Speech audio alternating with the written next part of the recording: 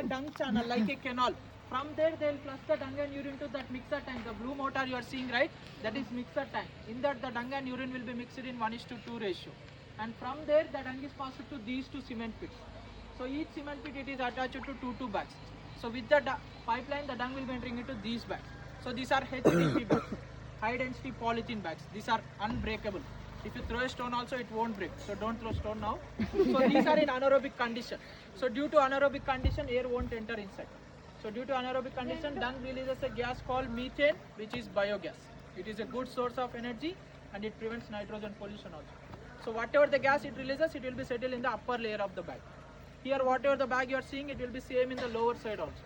So in the lower side the dung leftover waste will be there, that is called as slurry. That slurry it is going to this tank which is slurry tank. And the gas water we are getting here, it is connected to the kitchen. You can see the black pipeline. So in the afternoon, whatever the food you ate, it is cooked on biogas only.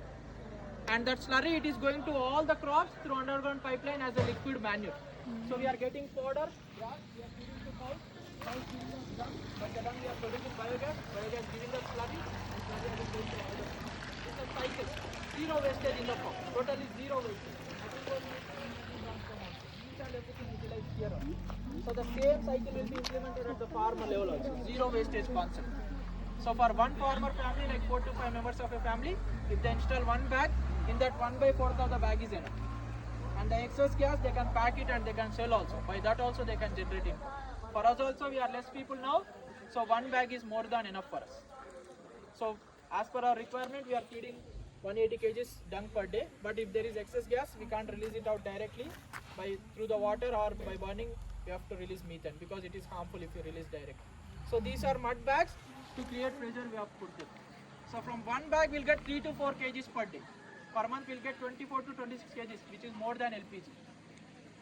It's based on the temperature. If the temperature is more than 23 we'll get more gas. If it is less than 23 we'll get less gas. So our temperature it will be every time more than 23 only. So we easily get 3 to 4 kgs per day. So now we'll be going into dairy. So one thing, no one is allowed to buffalo side because buffalo side it is restricted. Buffaloes won't give milk if they see new people. They are very complicated.